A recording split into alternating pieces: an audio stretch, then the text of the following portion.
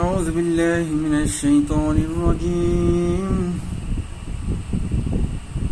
সূরা আত-তাহরিম ৬৬ নম্বর সূরা ৪ নম্বর আয়াতের অর্থ, যদি তোমরা উভয়ই আল্লাহর কাছে তওবা করো তবে তা তোমাদের জন্য কল্যাণকর, কারণ তোমাদের হৃদয় তো ঝুঁকে পড়েছে। কিন্তু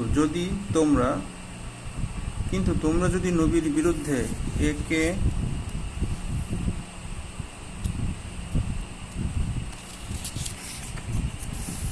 অন্যের পোষকতা করো তবে জেনে রাখো, নিশ্চয়ই আল্লাহ তার সাহায্যকারী এবং জিবরাইল ও সৎকর্মশীল মুমিনরাও, তাছাড়া অন্যান্য ফেরেশতাগণও তার সাহায্যকারী।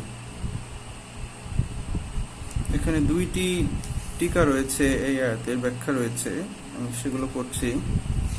ইবনে আব্বাস রাদিয়াল্লাহু আনহুমা বলেন, আমি উমর রাদিয়াল্লাহু আনহুকে এই ব্যাপারে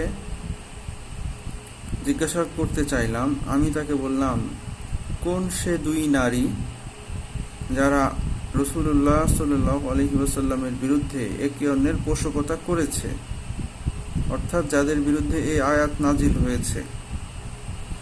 আমার কথা শেষ না হতেই তিনি বললেন, তারা হলো আয়েশা রাদিয়াল্লাহু আনহা ও হাফসা রাদিয়াল্লাহু আনহা। সুবহানাল্লাহ, কি আশ্চর্যের ব্যাপার! উম্মুল মুমিনিন। আল্লাহ সুবহানাহু ওয়া তাআলা তাদেরকে সতর্ক করার জন্য আয়াত নাজিল করলেন। ৪ নম্বর অর্থাৎ পরবর্তী যে আরেকটি টিকা রয়েছে সেটি পড়ছি। অর্থাৎ যদি তোমরা অবস্থানে অনড় থাকো তবে আল্লাহ, তিনি তো তার বন্ধু ও সাহায্যকারী, অনুরূপভাবে জিবরাইল ও সৎকর্মশীল মুমিনরাও।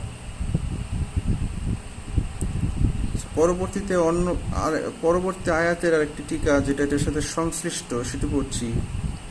বিভিন্ন বর্ণনায় এসেছে, উমর রাদিয়াল্লাহু আনহু বলেন, রাসূলুল্লাহ সাল্লাল্লাহু আলাইহি ওয়াসাল্লামের স্ত্রীগণ রাসূলের উপর অভিমান করে তার বিরুদ্ধে একজোট হয়ে পড়ে। কি আশ্চর্যের ব্যাপার! তখন আমি তাদেরকে বললাম, এমনও হতে পারে যে রাসূল যদি তোমাদেরকে তালাক দেন তবে তার রব তাকে তোমাদের পরিবর্তে উত্তম স্ত্রী সমূহ দান করবেন। তখনই এ আয়াত নাজিল হয়। অর্থাৎ পরবর্তী আয়াত যেটা আমি পড়ি নাই বা যেটা আমি রেফার করছি না, সেই আয়াতটি নাজিল হয় আর কি। আল্লাহ সুবহানাহু ওয়া তাআলা আমাদেরকে সঠিক বুঝ দান করুন, অত্যন্ত ধৈর্যশীল হিসেবে আল্লাহ সুবহানাহু ওয়া তাআলা আমাদের ধৈর্য ধরার তৌফিক দান করুন। আমিন।